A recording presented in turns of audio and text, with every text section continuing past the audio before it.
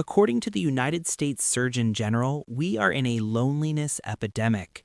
1 in 4 adults report feeling completely isolated, disconnected, alone.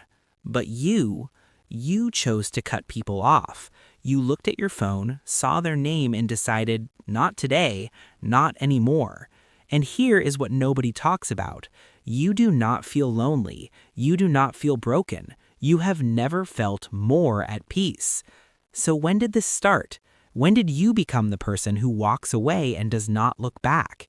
You are not always like this. There was a time when you were the reliable one, the friend who picked up at 2 in the morning, the family member who kept the peace, the partner who absorbed everyone's problems like a sponge. You were the one people called when things fell apart, and you answered every single time. You listened to the same complaints, gave the same advice, watched them ignore it and come back anyway, until one day something shifted. You did not pick up the phone, and the world did not end. It actually got quieter. That moment, that was not weakness. Your brain was doing exactly what it was designed to do. Psychologists have a name for this. Dr. Stephen Porges calls it the polyvagal theory. Your nervous system has different modes, and one of them is designed specifically for protection. When you have been drained too many times, when people have taken more than they have given, your brain does not wait for permission. It flips a switch. It moves you from social engagement mode into what researchers call the dorsal vagal response. In simple terms, shutdown, withdrawal, conservation. Not because you are broken, because your nervous system is doing its job, protecting your energy like it is a finite resource, which, by the way, it is. But here's the question. Where did your nervous system learn that people were a threat in the first place? For many of us, the answer goes back further than we would like to admit. Maybe you grew up reading The Room before you could read books, scanning your parents' face the moment they walked through the door, learning that someone's mood could shift the entire atmosphere of your home. Psychologist Murray Bowen called this pattern emotional cutoff. It's what happens when a child learns that closeness comes with a cost, that love and unpredictability are a package deal. So you adapted. You became the one who could sense tension before anyone spoke, the one who learned that the safest place was often alone. And now, as an adult, that same pattern shows up every time someone gets too close.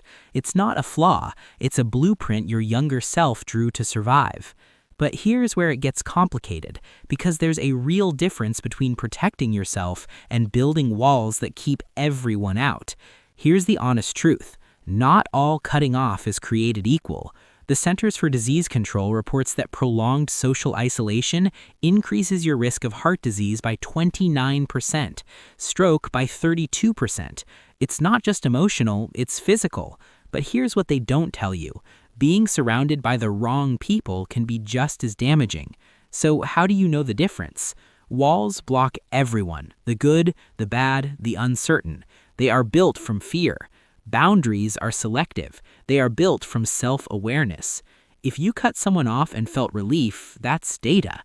If you cut someone off and felt peace, that's not isolation. That is protection. The question is not whether you should let people in. It's which people deserve access to your peace. And chances are you already know exactly who those people are. You've been watching them for years. Here's something fascinating about people who cut others off. You don't do it randomly. You do it because you have become incredibly good at recognizing patterns. That friend who only calls when they need something, you spotted it by month 2. That family member whose compliments always come with conditions, you learned their rhythm years ago. That person who love bombs you then disappears, you saw the cycle before it completed. A 2023 study in Nature Neuroscience found that people who experienced early emotional stress developed heightened activity in their brain's threat detection regions. In other words, your brain got really, really good at reading people. Researchers at the University of Iowa discovered that the frontal lobe, the part responsible for complex social decisions, works overtime in people with this background. You're not paranoid. You're not too sensitive. You are processing social information at a level most people don't even access. That ability to sense when something is off, that's not a flaw. That's thousands of hours of data refined into an early warning system. And when that system says this person will drain you, you've learned to listen. So no, you're not lonely, you're not broken, you're just selective, and there's a word for what you're actually experiencing. Society has a word for people like you.